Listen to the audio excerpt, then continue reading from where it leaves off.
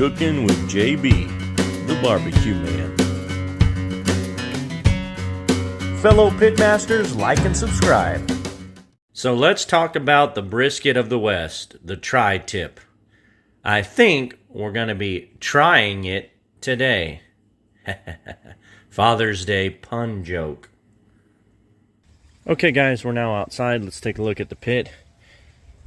So on the hot side by the fire, it's just under 275. In the middle here, it's right at about 225. And on the far end, it looks like it's just under 225, which is exactly what I'm looking for those tri-tips. They're not a very big cut of meat. And remember, they're not a tough cut of meat like a traditional brisket. They're called the California brisket because of kind of their shape. They have their grain runs in two different directions. But really, truly, it is a steak. It is not a roast, but that doesn't mean you can't roast it on a pit, low and slow. So let's go grab those tri-tips and let's get them on the pit. Okay, here we go. They're on there. Now, these tri-tips were seasoned with my same rub that I used on my brisket last night, and they were wrapped in saran wrap and left in the freezer to get all that good salt, to penetrate that meat, kind of get the flavors all the way through. That's what I recommend you guys do, even if you're cooking a brisket. So this tri-tip, if you can see, I got some butcher's twine on there because I scored that fat cap up, and I didn't want it to separate too much. So this one is scored. This one is left alone. I got a good amount of seasoning on there. That fat should render up just like on a brisket. I think this cook's going to take around 6 hours or so. Might take 7 hours. It just kind of depends. We'll monitor it. As you can see, I got the probes in. I got a probe right there on the pit. It's telling me the fire temperature is cold right now because it's in this pit. So here in a second, I'm going to close it up, and all we're going to do is monitor. And once they get to a internal temperature, probably around 150 or so, that's when I'm going to wrap. One in butcher paper, one in aluminum foil. So we will see what happens, and I'll get with you in a second as we check back up on them.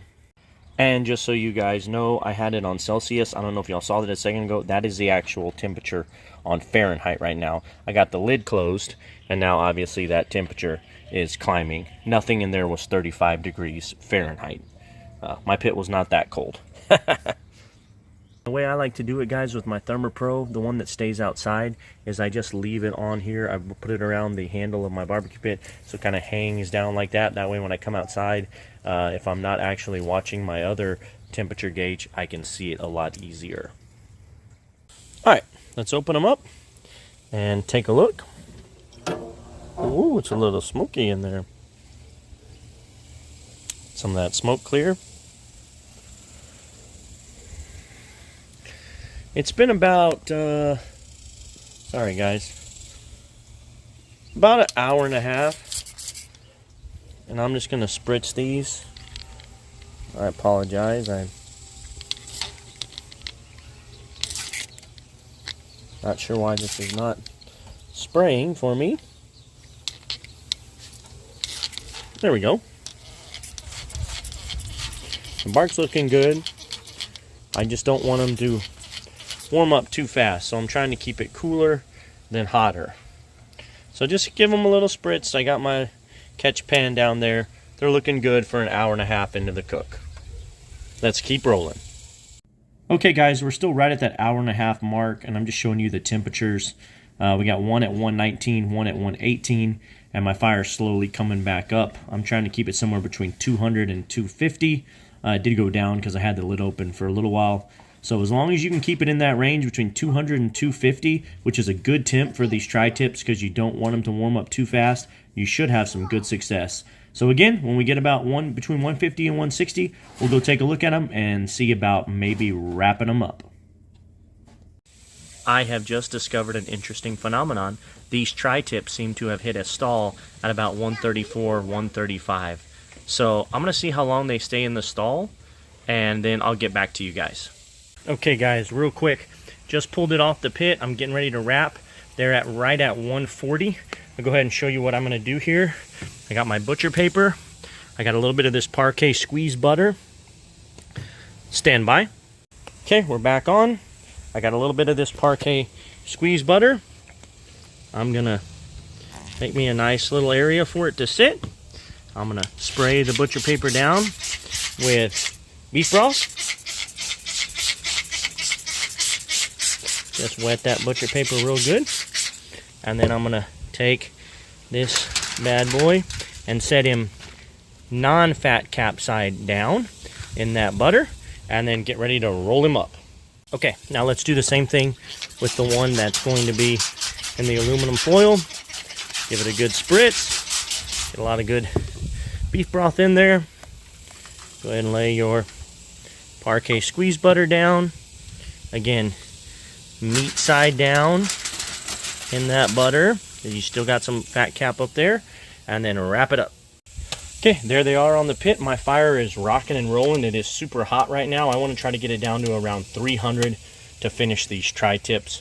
That one's wrapped up nicely in its paper. That one's wrapped up in its aluminum foil. And at the end of the day, we'll see which one turned out the best. Okay guys, so once you get them wrapped up, you don't have to worry too much about the fire. The one that's in butcher paper, I don't want it to get too hot in there, but the one that's in aluminum foil, you could actually take that inside, finish it in the oven. Unless you really like cooking outside like I do, there's really not a reason for you to keep it on the pit. But if you want to, obviously you can. I'm going to try to get my fire as close to 300 as I can and finish them out. And I'll let you know here in a little bit how long it took to get them to their final temperature. Okay guys, just something interesting to look at.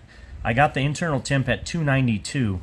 The one that is wrapped in foil is now 20 degrees ahead of the one that's wrapped in the butcher paper. So that just shows you how when you create like somewhat of a convection inside that aluminum foil, how much faster that meat will cook. This one down here has only come up about 6 or 8 degrees compared to this one, which has now come up about 20 degrees, and I would say probably about 20 minutes. So it's almost coming up a degree a minute compared to this one, which is coming up a degree about every 4 minutes. So just thought that might be something interesting for you guys to know if you want to do one of these two methods. Guys, is there really anything better than bacon cooked over a hot fire on a barbecue pit? Okay guys, so the foil wrapped tri-tip took just at 5 hours, and the butcher paper wrap tri-tip took just about 7 hours. And they both, I've been letting them rest for a little while, but they're still hot. They both look really good. Let me get this bad boy out of here. Oh yeah. I am excited to try it, and I'll let you know. I got some buddies coming over. We are going to try them both, and we'll let you know which one was the winner. Yikes, it's hot. Okay, here they are. That is the foil one. That is the butcher paper one. Both of their fat rendered pretty good. So, tastes good. I'm interested to see how they look when they slice. More importantly, how they taste. Okay, guys. So, between the two, which one was better? They were both very good, very tender. I didn't record any videos of us eating because we were having a party, and it was just one of those things that I didn't feel comfortable doing, filming while I had company over. But the one that was wrapped in aluminum foil did not get any votes. Amongst 5 different people, the hands down winner was the one that we did in the butcher paper. For whatever reason, the bark was just better, tasted better. Obviously, it was a little bit firmer because it was in the butcher paper instead of the aluminum foil.